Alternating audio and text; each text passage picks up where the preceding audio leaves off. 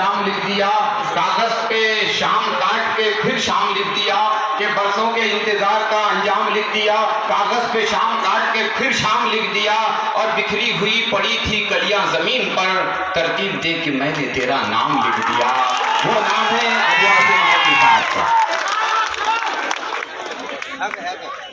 मैं क्योंकि अब वक्त भी नहीं है और हम सब अपना वक्त भाई खान साहब, तौसीफ जमादार साहब, परवेज सिद्दीकी साहब, माता माया ताई साहबा, बादल साहब, उस्ताद भाईजान, बाबू जमादार साहब, सैयद शेख साहब और यहाँ मौजूद तमाम बुजुर्गों, नौजवान साथियों, भाइयों, वक्त बहुत कर रहे हैं, इसलिए मैंने परवेज भाई से माइक ले लिया क्योंकि अब तक बात की कोई ज़रूरत नहीं।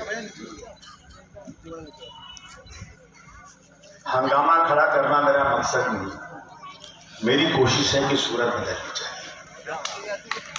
हंगामा खड़ा करना मेरा मकसद नहीं, मेरी कोशिश है कि सूरत बदलनी चाहिए। मेरे सीने में ना सही तो तेरे सीने में सही हो कहीं भी आग, लेकिन आग लेनी चाहिए। दोस्तों, मैं यहाँ पहले भी आ चुका हूँ, आज वो नहीं है। मैं दुआ करता हूँ अल्लाह ताला उनकी कमी उनके औलाद पूरी करें और अल्लाह उनको जन्नतुल फिरदौस का आला मकाम दे। बहुत अच्छे इंसान थे, बहुत अच्छा काम करते थे, उनकी याद दिलों में बाकी है। दोस्तों 1947 से पहले हम गुलाम थे और इस आज़ादी की लड़ाई बहुत ताकत के साथ लड़ी। कोई का कोई माई का लाल मिटा नहीं सकता। आज टीपू सुल्तान के नाम पर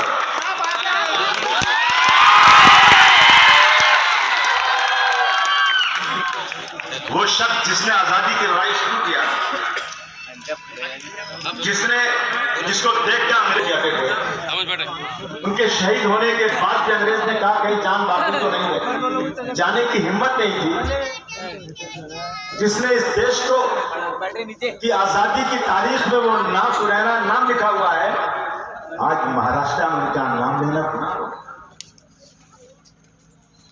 अभी एक बच्चे को उनकी शताब्दी मनाना था तो पुलिस परमिशन नहीं दे रही थी, तो हाईकोर्ट गया। हाईकोर्ट किया बिल्कुल टीपू सुल्तान रहमतुल्लाह अलैह की आज जो है बिल्कुल पूरे शान शौकत के साथ आप जो है उनकी जयंती मना सकते हैं।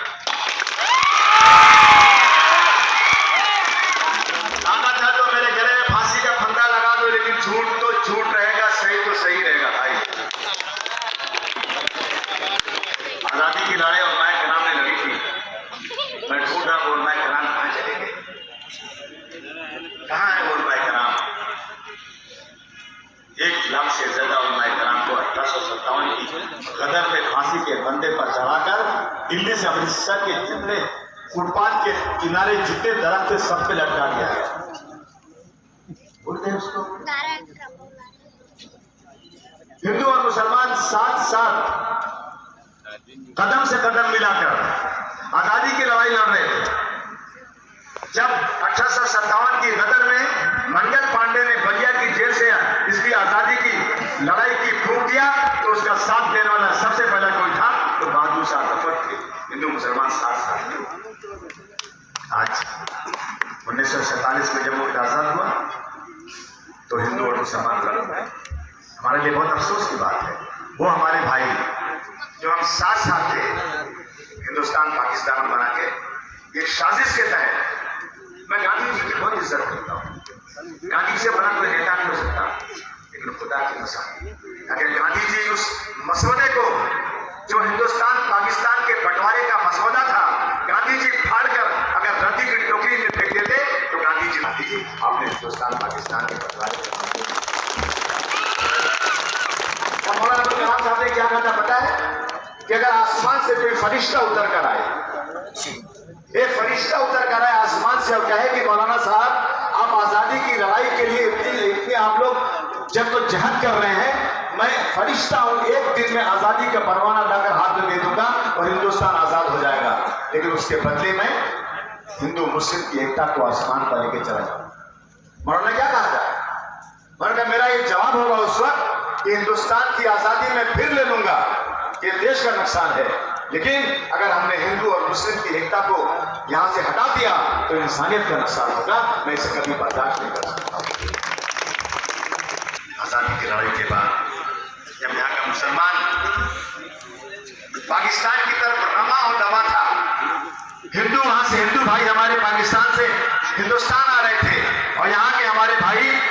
पाकिस्तान जा रहे थे उस दिन, उस वक्त दिल्ली की जामा मस्जिद की सीढ़ियों से मौलाना ने एक तकरीर किया था और कहा था, मौलाना ने कहा था कि तुम हिजरत के नाम पर अपना मुल्क छोड़कर मत जाओ, तुम हिजरत के नाम पर अपना मुल्क छोड़कर मत जाओ, तुम्हें कसम है तुम्हारे खुदा की, तुम्हारे नबी की, तुम यही रुक जाओ। कहा था मौलाना ने, देख के हिजरत आसमान और धरती थर्राई है, देखो कुतुब मीनार की आंखें इसके लिए भर आई। कहा था दिल में खौफ कहां से आया, क्या तुम्हें शहादत याद नहीं, आओ मेरे साथ रहो, हम तुम्हें हक देंगे, कोई इमदाद नहीं। जामा मस्जिद में ये कहकर मौलाना सिसक कर रोने लगे थे, जामा मस्जिद में मौलाना सिसक कर रोने लगे थे, क्या तुम्हें अपनी कुर्बानियां याद नहीं, तुम्हें लालकिले की कसम है तुम मत जाओ इस मुल्क को छोड़ करके, तुम्हें जामा मस्जिद के मीनारे की कसम है तुम मत जाओ इस मुल्क को छोड़ करके। मुसलमान ने उस बात पर पाकिस्तान मुर्दाबाद कहा और हिंदुस्तान जिंदाबाद कहा।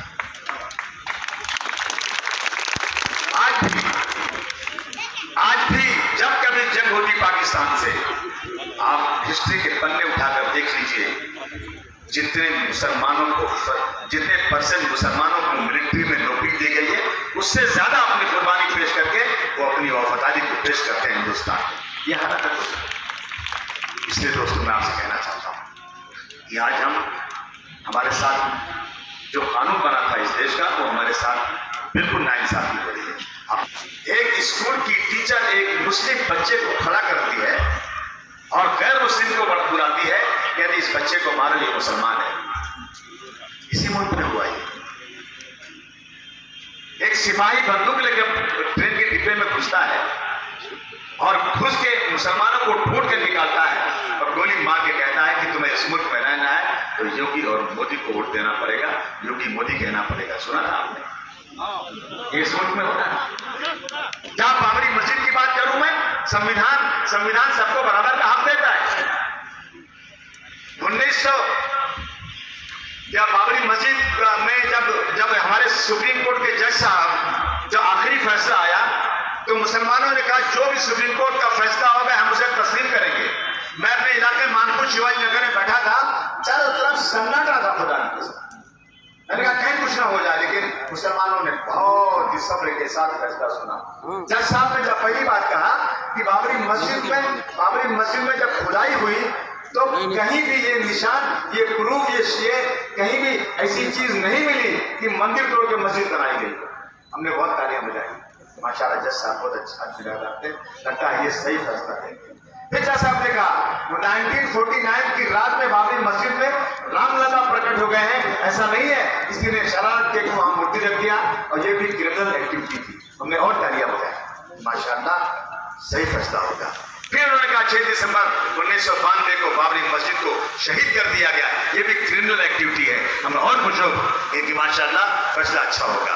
लेकिन जज साहब ने उसके बाद क्या कहा कि आस्था के ऊपर, मैंने कहूंगा मैं आस्था पे कोई फैसला दूंगा ही नहीं, और बाद में कहा कि यहाँ की मेजॉरिटी, भारतवर्ष की मेजॉरिटी यानी मैक्सिमम लोग चाहते हैं यहाँ मंदिर बने, इसलिए मैं मेजॉरिटी के ऊपर फैसला देता हूँ कि मंदिर वहां बने। बाबरी मस्जिद 6 दिसंबर को तोड़ी गई, उसका मुकदमा चल रहा था। जज साहब कहते हैं कि मैं किसको सजा दूं, मुझे पता ही नहीं किसने तोड़ा। वाह वाह वाह, ये अंधकार कहाँ है कानून देश में, किधर है संविधान, कौन सा संविधान? इसीलिए आपके बीच में चलकर आए हैं। इस देश को, संविधान को बचाना सबसे ज्यादा हमारा मकसद है। गैर मुस्लिम भाई को जाने दो, मुसलमानों को अगर इस माइक पर खड़े होकर बोलने की पूरी ताकत दिया है तो डॉक्टर भीमराव अम्बेडकर के संविधान ने दिया है। इससे आपके पास चलकर आए हैं दोस्तों। कानून खत्म हो रहा है, मेरी शरीयत पे रोजाना धावा बोला जा रहा है। हम इंतजार करते हैं कि रामनवमी आए, हम रामनवमी में अपने हिंदू भाइयों को शरबत पिलाएं। डर के नहीं, खुदा की कसम, रसूलुल्लाह ने कहा है कि अपने भाइयों के साथ अच्छा व्यवहार करो, अखलाक अच्छा पेश करो। मैंने चिट्ठी लिखा कि अब की बार गणपति आएगी ना तो मैं उनको ठंडा पानी पिलाऊंगा, मैं शरबत पिलाऊंगा, लेकिन भाई हाथ जोड़ता हूं, जब गणपति का लेके चलना जुलूस ना, तो जब मस्जिद आएगी ना तो सिर्फ इतना अनाउंस कर देना, मेरे मुसलमान भाइयों की मस्जिद है, यहाँ पर जोर से डीजे मत बजाओ क्योंकि उनको डिस्टर्ब होगा, 5 मिनट रोक देना, बहुत सारे मुसलमान आएंगे, आपको फूलों का हाथ पहनाएंगे, छटेंगे यार। आप कौन होते हैं मिलने वाले? भाई मैं कह रहा हूं ना कि हम तो प्यार मोहब्बत से आपको मुझसे मिलना चाहते हैं। नहीं आती है, मुंबई के मलान में रामनवमी आई, वहां आईएएस अफसर, आईपीएस अफसर बैठे, 3 बड़े अफसर बैठे हैं वहां पर, उन्हीं के सामने बस में भर भर के लोग आ रहे हैं। इस देश में रहना है तो आपको वंदे मातरम पढ़ना पड़ेगा, इस देश में रहना है तो जय श्री राम का नारा लगाना पड़ेगा। क्यों भाई, मैं मुसलमान हूं, मैं क्यों वंदे मातरम पढ़ूं? मैं एक अल्लाह को मानता हूं, कोई माई के अलावा मुझे अल्लाह के अलावा किसी के सामने तुम 10 भगवान को मानते हो कि मैं मुबारक, हम कहां मना करते हैं? और तुम्हारे पास है मुख्तार अब्बास नकवी, तुम्हारे पास है भी ऐसे लोग जो तुम्हारी बात मानते हैं, तलवे चाहते हैं, चाहते तो तलवे उनके, लेकिन याद रखना जिंदगी एक बार मिलती है, एक बार। अल्लाह के खिलाफ हम कभी ये काम नहीं कर सकते, जान चली जाएगी। और इसका मतलब ये नहीं हुआ कि हम हिंदुस्तान से मोहब्बत नहीं करते। ये मोहब्बत का कोई पैमाना नहीं है कि मैं वंदे मातरम पढ़ूं। मैं इसी मिट्टी में रहता हूं, यही रहता हूं और हिंदुस्तान के लिए अपनी जान देने को तैयार रहता हूं। लेकिन बार बार क्या मुझे ये सबूत देना पड़ेगा?